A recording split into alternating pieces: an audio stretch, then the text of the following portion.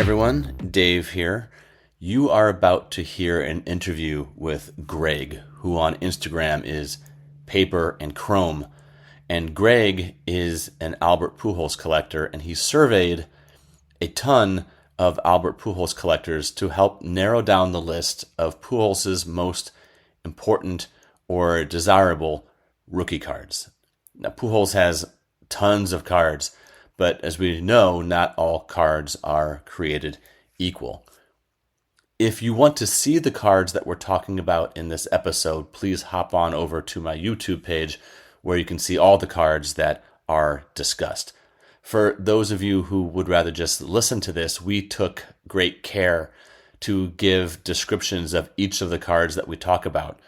So hopefully there won't be examples of us saying, and look at this one. Instead, for each of the ones that we talk about, we say what the card is. So if you are familiar with it, or even if you're not, you have an idea then of which card it is exactly that we are talking about. So this is definitely more of a visual-based episode. But we're just doing something a little different on this one. And before we get into it, I just want to make sure that we give full credit to Greg, full credit to Paper and Chrome. I am just the vessel on this one with the platform of the shallow end. Thank you for listening, by the way. He did all the work. He did all the surveying of this. I guess you could call it a scientific in a way, depending on how many sources you need. But he talked to 50 collectors to help make it easier on the rest of us to figure out maybe what cards to get into if you want to get an Albert Pujols rookie, or if you already have a couple but you want to move into something different. This is the podcast for you. Lots of good information, and what I really appreciate the most about this is the work that Greg put into it. Okay, let's get started. Hey everybody, and welcome to a special edition of The Shallow End. You will see there Greg D, known on Instagram as Paper and Chrome. Greg, welcome back to The Shallow End. How you doing? Doing well. Thanks, Dave, for having me. It's great to see you. Here's what we're doing today. We're gonna hand the steering wheel over to Greg for a lot of this, and I'm gonna be here like a traffic cop, just kind of making sure everybody's going in the right direction. We're talking about a player that Greg and I share an affinity for, and that is the machine, Albert Pujols. And we'll let Greg explain exactly what he did. But essentially, what we're going to be doing today is we're going to be talking about Pujols' best rookie cards. Now, what does best mean? We'll let Greg explain what that means, because there are so many rookie cards out there that it can be really confusing. And what Greg did is find a way to kind of clarify that for people who maybe want to either move into the Pujols space or move up through the Pujols space. And so for the next however long that we're talking Pujols cards here, we're going to be focused almost entirely just on the rookies. So really excited to try something a little bit different. Greg, tell us what you did. Thanks, Dave. So yeah, there's hundreds and hundreds of these Pujols cards, rookie cards. And, you know, if you're looking to find out like, well, which card should I target? Well, what I did when I got back into the hobby was I, did a search on Google, and there's tons of lists by a lot of the major, the usual suspects, and they are unsatisfying. They list them by the most expensive, some by the rarest, and I looked at this list, and none of these ones most of the ones they were suggesting were just not interesting. They don't mention the parallels. They don't rank the parallels. It's just not useful for a collector.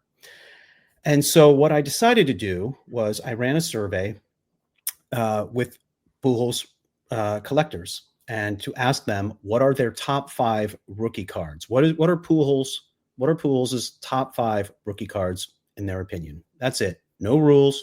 Just rank them 1 through 5. And I think that the results showed a clear consensus for what the top 5 were. And what I did, though, I should say that I did weight their responses. So, number 1 was weighted higher than number 5. And then I totaled up all those points.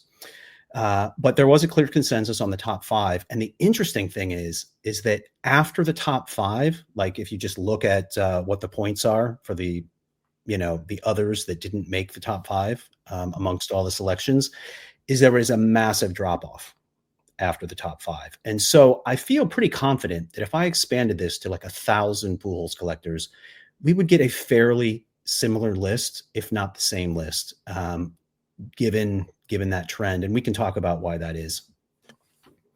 So to be clear, for those who are interested in following along, this is not Greg and Dave just arbitrarily throwing out their list of the top Pujols cards. Greg surveyed 50, which is no small amount, 50 either hardcore or, should we say, recreational Pujols collectors. And the numbers that you're going to see are pulled and collected from them. This is not just a couple of guys sitting around having beers and wings and talking about their favorites. This is quantitative. Yeah. And I reached out on Facebook and Instagram to get these collectors. All right. Very good. So tell us now what you are ready to do. Should we start going through the list, or is there anything else you'd like to talk through first? Yeah, let's just go through the list, and let's start at the top. Okay. So we'll start with number one. And I think when you all see the card that's about to pop up, no one's going to be shocked. No one's going to fall off their stools. I think we know what number one is likely going to be. So here we go. Okay. Greg, which card is this? Yes, there it is in all of its glory. The 2001 Bowman Chrome Pujols auto, and it's out of 500. And this is just, a famous, iconic card in its own right. It started the Bowman Chrome auto craze and its dominance as like the primary go-to card for a player's first card. And, it's stunning. It's a refractor. It's just an amazing card. So there was almost universal consensus on this as the best card. I will say though, if folks are actually going after this card, I would say there's one downside to this card, and that is the autos. Now, this is a very nice, bold auto.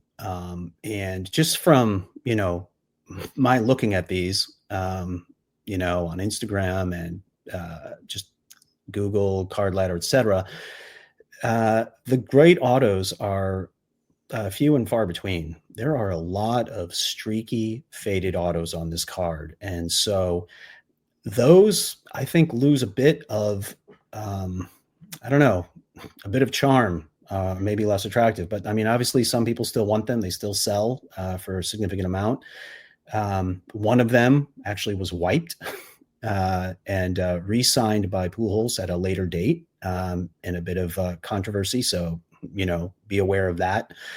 But yeah, I don't know if there's anything more to say about this card. Amazing card. And obviously, no surprise. Right. And to really put a point on what you're talking about with the auto and how it can fade, if you want to get a low end one, the low end most of the time is because of the quality of the auto. But that could still run a few $1,000s, $3,000 to $4,000. And that's even if, say, just the A and the P is even visible at this point. If you want to get a really good auto, it's going to be 5 figures for sure. Yeah. And actually, just with the Pujols autos in general for that year, they're just in general a lot of streaky, faded autos. I feel like, maybe for that decade, they were, being shown in dealers' cases or people were displaying them. Maybe that's, probably still going on. And the light is just, death to these autos. And, people have got to protect them with some kind of, slab mag or something over the graded card to keep that auto nice.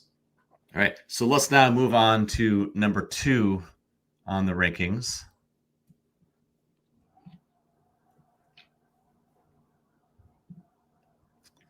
Beautiful card. What is this? Beautiful card. Absolutely amazing. This card, before I talk about this card, I want to talk about the 2001 Topps Chrome set. All right. In that Real, set. real quick though, because some people will be listening to this, just say what the card is first, and then go circle back and say. Oh yeah, sure. Good point. This is the 2001 Topps Chrome Retrofractor, as it's called by the grading companies. Okay, it's actually known on the back. It says the rainbow holofoil, and it's also known as the gold holofoil. Is what a lot of collectors will call it, or just the holofoil. All right, so good. And Let's hear about the set now. yeah, and so the set featured these retrofractors that had a refractor finish on the front and sort of the classic paper on the back. It was actually the back of them was, it was also the first year of Heritage. So the back is Heritage stock, and the front is the chrome or foils front. Yes, exactly. And these were like the refractor finish. Now you can see that this one is actually does not have the refractor finish. And they came out in Series 1 and Series 2. This came out in Series 2 late. It was supposed to be Ichiro with the refractor finish, but there were some licensing issues, and so at the last minute they had to pull it. And so they decided to throw Pujols in his place, which is funny because there's another connection there between Ichiro and Pujols. And they, instead of the refractor finish, they did this sort of holofoil finish in its place. And you can see it says late edition under the top right hand corner. And so it's a bit different. And there is a big, so I should say that there is another one of these, another Pujols retrofractor that came out in Topps Chrome Traded, and it is a refractor, but it has the traditional sea green border and or teal, I guess, teal border. And we'll talk about that in a bit, but there is a big debate. I think this is probably the biggest debate for Pujols collectors is which do they prefer, the Topps Chrome holofoil, gold holofoil, or the Topps Chrome Traded retrofractor. And this is actually one of the key things that I was wanting to find out in this survey. And the retrofractor, or this gold holofoil, came out clearly ahead of the traded teal retrofractor. I think part of it is that the hobby, speaking generally, has such a soft spot for gold, right? And through the 2000s, Topps was all over the place with it until they finally landed on gold out of 50. So I think that might be one reason why the gold just ranks so much higher, plus the lore that you discussed behind it. Yeah, I think that it came out first. So, folks who are really into the true rookie designation, it might prefer it for that reason. The gold is timeless and classic, as you said. The other thing is that in the Topps Chrome Traded set, there was a gold paper as well. And that also, though, still has the teal border inside of it. So this is really the only true gold Pujols rookie. And as opposed to the retrofractor in the traded set, the teal green, which was out of 500, this is about 300. There's no exact numbering on it, but the hobby has done the calculations, and it's considered around 300. And if you look at the pop counts, universal pop counts, this one is far less graded. It's much more rare, and I think that also adds to its desirability. For me, this is my favorite Pujols card. This is the one. You own one, correct? I did, and maybe after we're done, I'll pull it out and show it, reveal it for the first time. I traded a lot, sold a lot of big cards to get this one, but it is the crown jewel in my collection now. Very, very happy with it. We could do an entire separate episode just on 2001 Topps Chrome, which is one of my favorite. It's interesting. Some people may know, some might not know that Series 1 Chrome and Traded Chrome are just both that sea green color, and Series 2 for the retrofractors are the only one that got the gold. So if this card had been only in update or traded, or it had been only in Series 1, we would not have had the gold. Exactly. All right. So should we move on to the third one? Yeah. Let's do it. Okay. Moving on to number 3, as the Pujols voters have spoken. The aforementioned sea green retrofractor. Yeah. And, one of the folks who chose this one, so I should say that this one appeared in a lot of lists. Even folks who chose the gold hollow foil would choose this one. They would just choose it later in their selections. But the most common number 2 selection was the gold hollow foil. The folks who chose this one, and just from chatting with collectors who like this one better, that it should be noted that gold hollow foil doesn't have like a stark, brilliant finish to it. There's a kind of a faded, I don't know how to describe it, but it's the hollow foil kind of dominates the appearance. Whereas this retrofractor really makes Pujols pop. And so that's a cool thing about this retrofractor. Is it the shine and the, Pujols really stands out. I think that the teal green, some folks can get over that.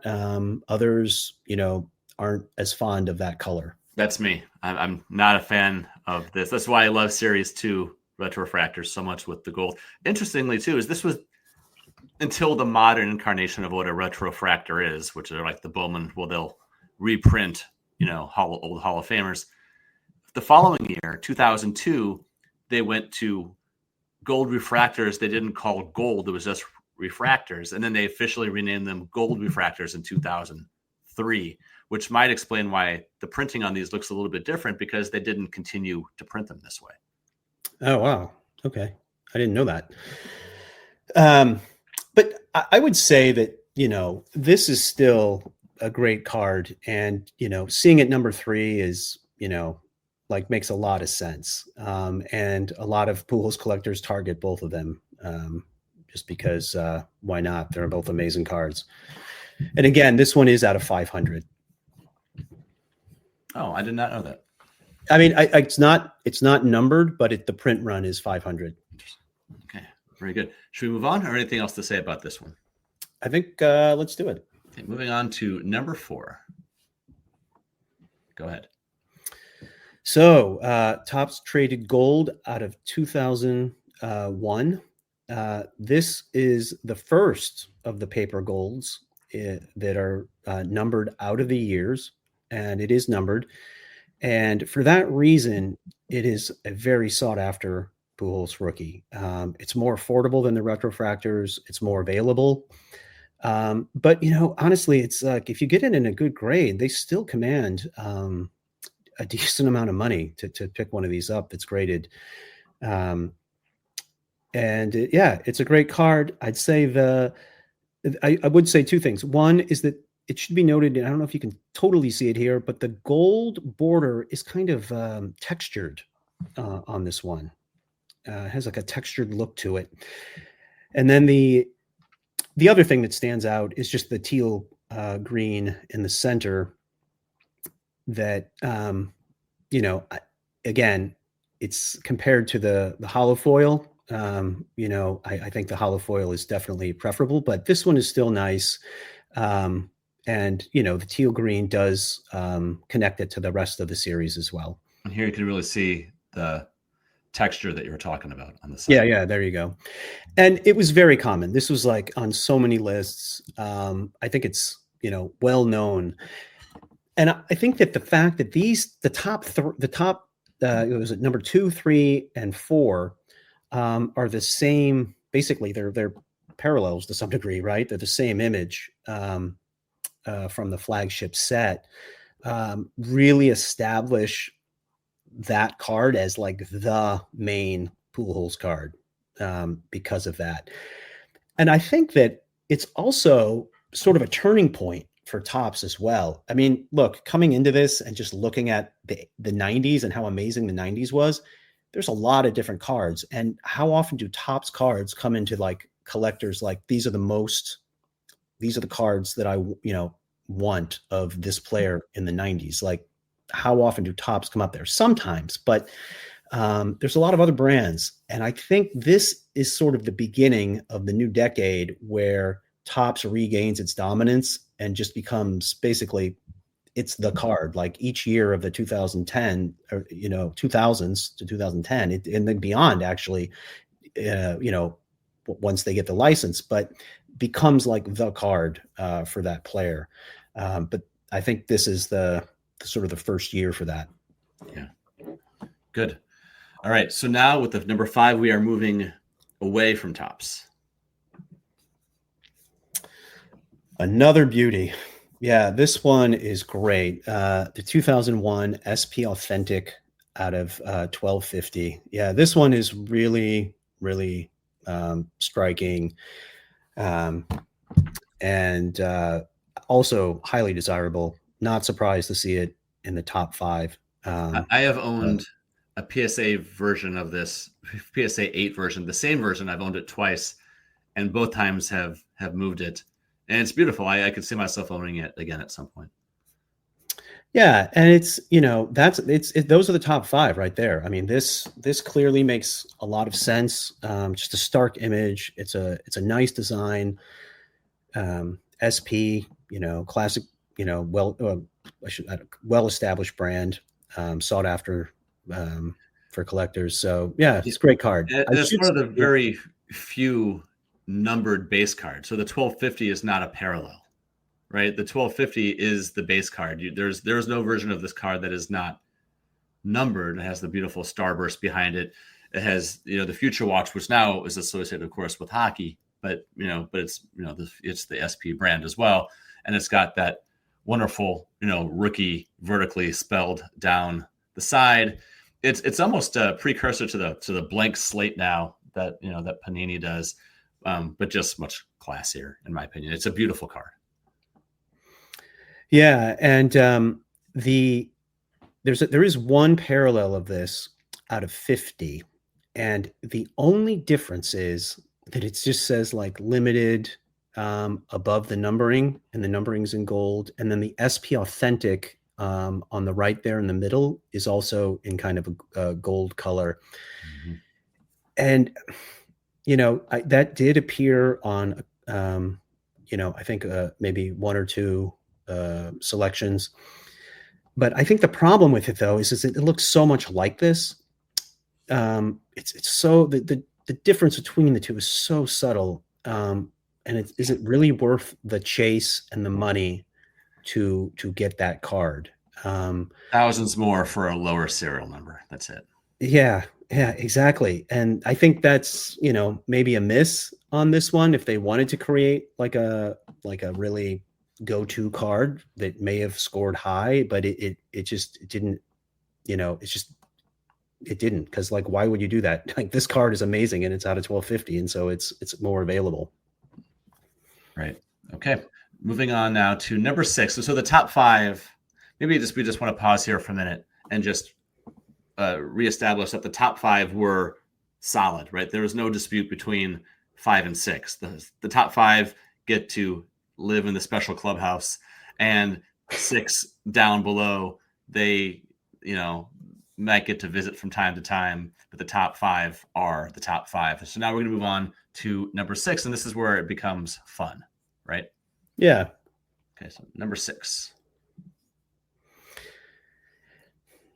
Yeah, and so, like you're saying, like there's so many Pujols rookie cards, and there's lots of numbered cards, and there's lots of autos, but none of them really kind of stand out amongst others. And so, you get a lot of diffusion of votes. So this is the 2001 SPX auto out of 1500, right?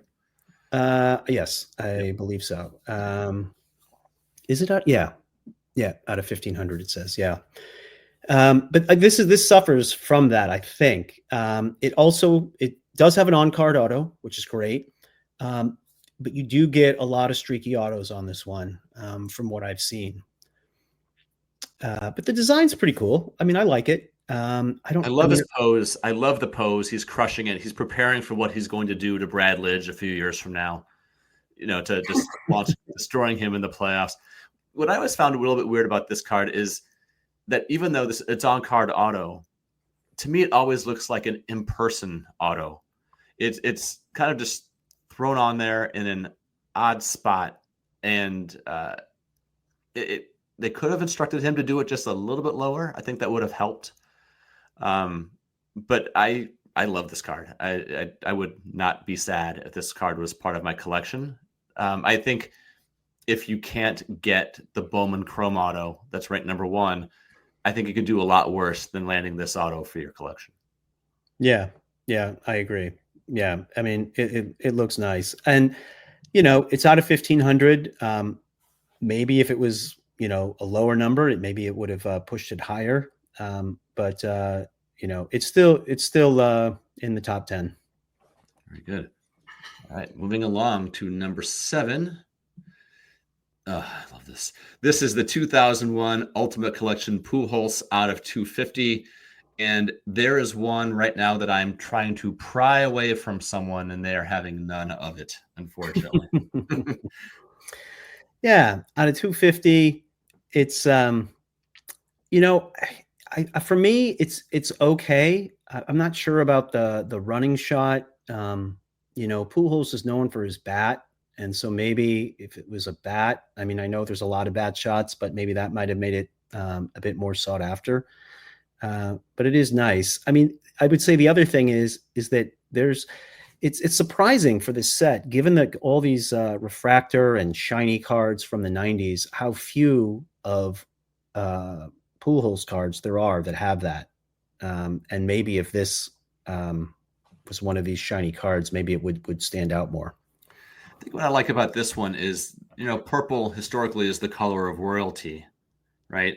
And this purple is just so vibrant. This card looks rich and it looks classy. I don't mind that he's running. It's just a little bit different. You have the nice little upper deck logo in the top right, the gold down the side. It actually says rookie. So many of his rookies, weirdly, the ones like we're not talking about today, but oddly either don't say it at all or it's hidden somewhere on the back of the card. I like the rookie to be indicated on the front of the card. This one does. It says 2001 rookie. It has the Cardinals logo right there on the right in a nice little spot. Maybe not necessary with the iconic birds on the bat of his jersey right there, but that's just part of the design. So what can you do? I just think this is a really sharp design. Have you seen it in person? I have not, but I figure if it looks this good, if the photography looks this good, I assume it will be.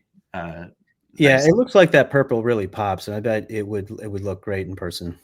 Yeah, I think that if I come across this card at the National, I might just throw a wad of cash at the dealer, and then just be done with it at that point. Nice. So this was 7, right? I believe. Yes. Yes. Okay. Moving along to number 8. Tell us what this is. Yes. The 2001 Bowman's Best Albert Pujols out of 2,999, which is a really interesting numbering to go for. And like the SP Authentic, that is the base on it. That's for the base cards. There's no other parallel to this. And they're all refractors as well. And I've seen this in person, and they really do pop. I mean, this to me is an amazing card. I love this card, and the design is really, I don't know, it's interesting. It kind of, for me, it screams 90s still. It's still kind of hanging on to that legacy. I think that it would be a lot higher if Bowman's Best had done like another out of 90 or out of 100 like a atomic refractor version of this. I think that would maybe propel it to be more desirable, but it is available. It's nice. It's a great card to have in any Pujols collection. Yeah, I'm with you. I think it's a nice image. It looks like it's either spring training perhaps with that jersey that he's wearing, in which that picture was taken.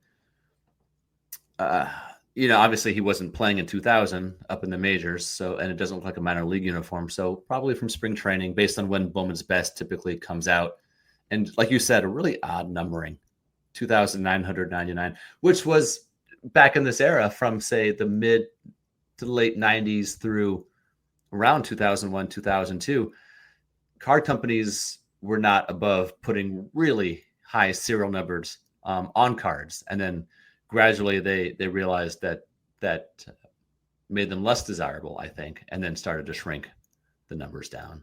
But yeah, it's a nice picture, and I think that you're right. An atomic, number to 99 or something like that would be might push, top 5 or 6 if it existed. Yeah, yeah, I certainly think so, especially with the legacy of the Bowman's Best Atomics. I do think that the 2000, whatever, 999, it is helpful to know the print run. Actually, I think it would be helpful, and a lot of collectors would love to know the print runs of some of their favorite sets. So now we move on to number 9, and number 9 is a brand that if Pujols had been active around 97, 98, 99, this card would be out of reach for so many people because of what it would cost. But when you see what it is and you know what happened and how it sort of fell out of favor as the millennium turned, you'll understand what we're talking about. And so number 9 on this list is this one. And Greg, why don't you tell us what card this is? Yeah, this is the 2001 EX Albert Pujols out of 499. And kind of like you were saying, it's probably one of these cards that represents, like, again, like many others, the end of the 90s and the beginning of a new decade. The 90s are just over with this card. I mean, it's fine, but it doesn't have that EX, I don't know, attraction, demand that the 90s had. The EX come the early 2000s. The essential credentials come early 2000s. It was kind of like Poison putting out an album after Nirvana had already debuted at this point, right? That's a great analogy. They were there, but it wasn't the same. Yeah. But it's on the radar. People know about it. It's not a terrible card. Tim Fielding, which is a nice change. Yeah. It's acceptable. I was looking at some card the other day. I can't remember which one that it was. But seeing him wear the glove now, it clicked because the card described him as having a rocket arm. He was a rookie, and of course they knew what his bat was going to be, but they also said, he can play outfield, he can play third, he can play first, right. Because he's got a rocket arm. And so it wasn't out of the realm of being reasonable that a rookie card would show him throwing the ball based on how he was projected to. Well, he was in the outfield. They threw him in the outfield. Yeah. Good. All right. The next card is going to represent my hottest take of this episode. So let's just get into it. This is the 2001 Topps Chrome Traded Ichiro Albert Pujols 2001 Topps Rookies of the Year Retrofractor. I want you to talk a little bit about this card, and then I will inject some insanity into this discussion after you talk it up a little bit. Yeah, obviously this card had a Topps Chrome base, and there's a Topps base of this card, and there's a Topps Gold, but the Retrofractor stands out because it's got the shine on it. And I mean, this card's amazing. What else do you need to say? It's got Ichiro and Pujols. How often do you get two Rookies of the Year on the same card that go on to become Hall of Famers and iconic players, from their playing days? It's the fact that they're on the same card, and there's a lot of connections. You'll see them in other sets later on, connected as well, on the same card. And it's just a beautiful card. I love it. And I kind of wish it was higher. I should say this though, obviously there's the folks who have the hardcore list of like, what is a rookie card? And they say, well, why was this in this list? This is not a rookie card. This is, this is like a, insert into the set. It's not a true rookie. I would say this. One, I didn't put any constraints on it, on the selection. So this is just what collectors are going after. And, for me, this would be a rookie card for me. I don't have the strict, but I should say this, even Victor, the rookie card specialist, um, he did a video on this. He was one of the first people I asked this question, and he did a whole video on it, on his top five, which is a great video. If folks have not seen it, you should check it out. But Victor, he acknowledges that this is not a true rookie card, but it's on his top five. He loves it. That's great. Love to see that. All right. I wish I had voted. If I can go back and revote, I would put this card third overall. Right? There's no doubt the Bowman Chrome is number one. There's no doubt that the gold rainbow foil is number two. This, if you bring in sports cards and expand it beyond just baseball cards, this is the greatest dual rookie card since the 1980 Magic Johnson, Larry Bird Topps card that has Dr. J on this as well, right? In which that one has 3 Hall of Famers. Of course, Dr. J was not a rookie at that point, but Magic and Larry were.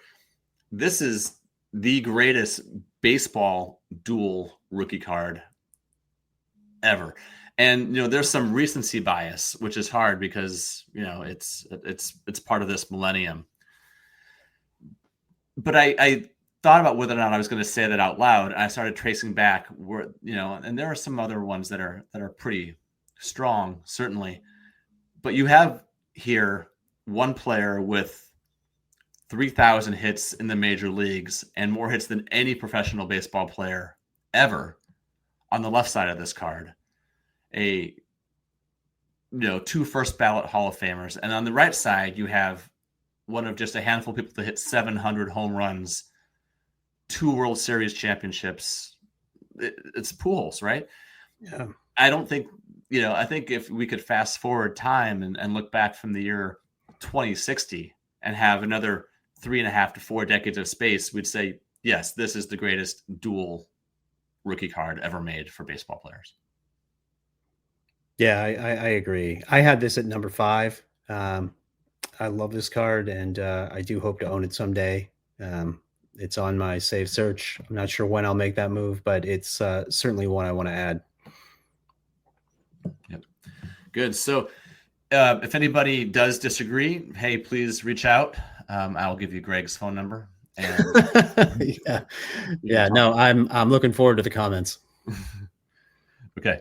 Moving on now to the next one. There are 4 more here.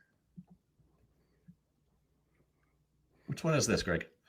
This is the 2001 SP Authentic Chirography, and I actually like this card a lot. I'm always looking at a Pujols auto card to go after, and this one is just always on my list. I almost picked one up at last year's National. They had one for a great price, but I went after other fish.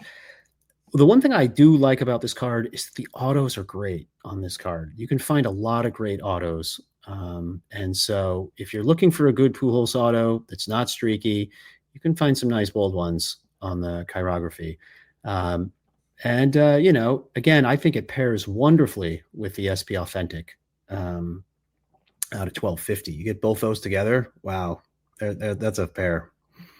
It does. And I've noticed the commonality between those two is their use of white space on both those. They don't feel the urge to cram something onto every corner of that card. They just let the images speak for itself. Great. It's a great card. Great card. Yeah, and actually that's a good point. The design is the same, like the red lettering on the side with the SP Authentic in the center and the minimalism. Yeah, it's a fantastic card. All right. Next. Yeah, this is a fun one. It's funny because, like, when in discussions with other Pujols collectors, I just hear them chuckling when I even bring this one up. Top stars. It's like, what is this set? So again, maybe this is a one-off. It's some small set. The reason that I wanted to talk about it, though, is that it does represent kind of this issue where it's not a bad card. Actually, I don't think it's a bad card. It kind of has a Topps Finest design look to it, maybe from one year.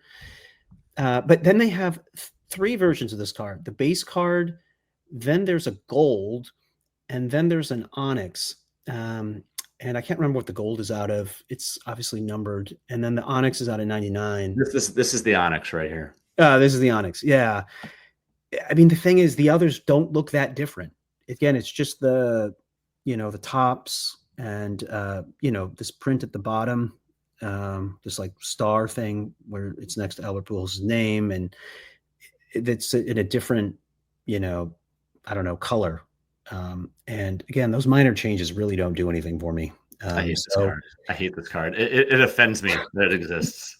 It's like they use clip art in the back for the star, and then just made some parallels because they felt like making parallels. This would be Topps Big League if Topps Big League existed back then. Yeah, this is to me is like there's a lot of limited Pujols cards. There's a lot of numbered cards. There's a lot of cards that are a lot rarer than the ones we talked about in this top 10. But I don't know. They really don't stand out. And again, this out of 99 just to me is emblematic of a lot of them. I would like you to release the names of everybody who actually voted for this card.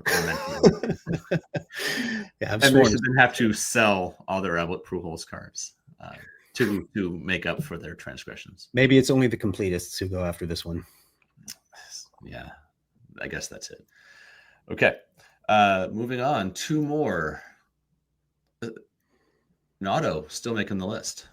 And actually, this is technically the next one. I think the next ones are confusing. The next two are technically the same card, I think. I don't know how this works. They're 2001 Topps Reserve, one on card, one not.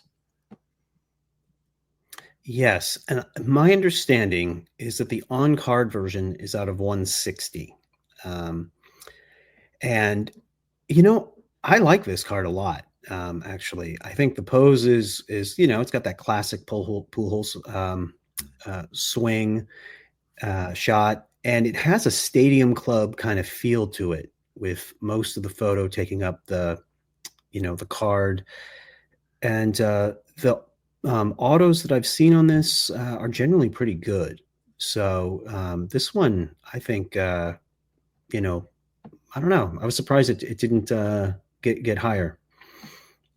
Yeah, so now let's take a look at the other version. I think, hopefully I got this one right with the card that I pulled up. And if not, my apologies.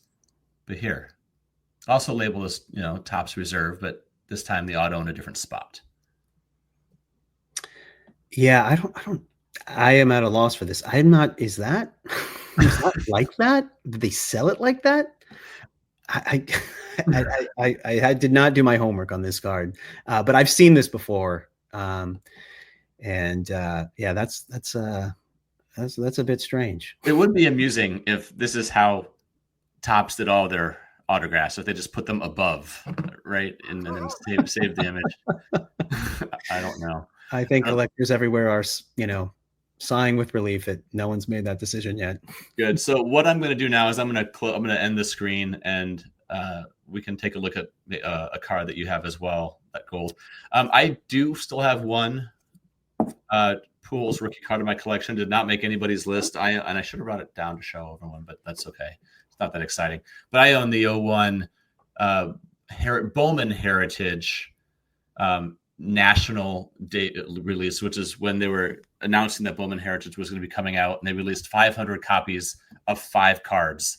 There was a set of just 5. It was Pujols, it was McGuire, it was Robbie Alomar, Juan Gonzalez, and I think it was CC Sabathia was the 5th as well.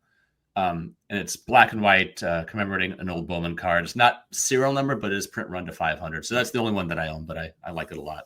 So let's see the card that you have. Well, while I throw this up there, why don't you pull it up on Card Ladder and see if you can see if you can find it. It'd be cool to see it. But all right, I should actually I need to switch out of my blurred background to make this show, I've discovered. All right, here we go. So here it is. This is uh, I guess if you want to call this a grail, this is my grail right here. This is the new cornerstone of my collection. Um, Really happy about this one. These things are extremely condition sensitive. Due to the foil front, and this one's a PSE 8, and I just love it. The centering is just beautiful on it. There's Yeah. really no blemishes that I can see. I think that the reason it got an 8 might it be in part due to the back. But you can see, it's a little, the image is a little bit, it's not as stark as the other retrofractor. And again, that's why some prefer the other one. But for me, this is it. The color, the gold, it is beautiful. It is a great card, and congrats on owning that card. Yeah, you're right about the back. Typically, with these, again, I totally geek out on 2001 Topps Chrome. If you get an 8, if you kind of maybe keep trying to tilt that, if you get an 8 on one of these retro refractors from 2001 Topps Chrome, that's basically like a 9 or a 10, because it's always the backs that are chipped with that cheap first year heritage background. Good. Cool. You want to throw yours up? Yeah. Let me pull this up here, and let me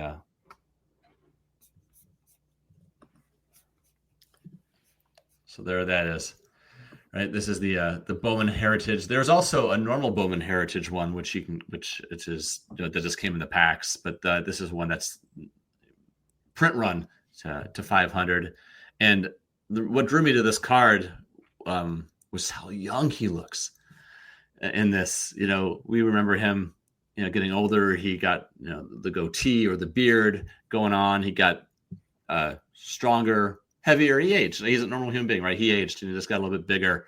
And his face aged as all of our faces aged. And this one, to me, really captures his youth. Plus, I love the pastiche of the throwback to, I think this was the 48 Bowman set is what they were trying to commemorate here. I'd really love to pair this with a 48 Bowman Musial, right? I think that'd be a fun pair to put together. So, yeah, that's it. Yeah, that's a great card, and again, off the radar card. That would be a great card to go after. Yeah, for sure. All right, Greg, anything else before we let the people start arguing about their lists? Yeah, no, I'd love to hear what folks said. Obviously, I only talked to 50 collectors, but I think that this list is a much better list than most of the lists you're going to find out on the internet, just to get a sense of like what the Pujols world is really going after. For sure. All right, everyone. Thank you for tuning in. Hope that you enjoyed it. If you agree, if you disagree, we'd love to hear what you thought as well. Greg, thanks for putting this together. This took some work. I know it took some time as well. So really appreciate it. This was fun, and thanks for doing it. All right. Well, glad to be here. Thanks for having me on.